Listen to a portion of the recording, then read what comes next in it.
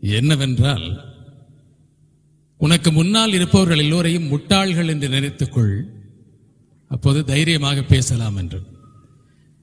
அறியா பருவத்திலே இந்த குருட்டாம் போக்கில் என்று சொல்வார்களே, அப்படியே ஏற்றுக்கொண்டேன். அந்த தைரியம்தான் இன்று வரை தொடர்ந்தது.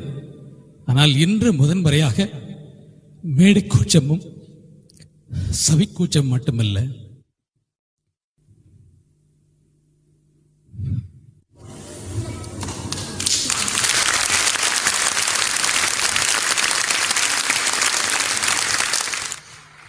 உங்கள் எல்லோர் முன்னும் மிகச் சிறுவனாக தென்படுவது போல் எனக்கு தோன்றுகிறது. தலைநகரில் ஒரு கிராமம் என்று கருதக்கூடிய ஒரு தோட்டப் பகுதியில் பிறந்து வளர்ந்தவன் நான். மிக இளம் வயதிலேயே தந்தையை இழந்தேன்.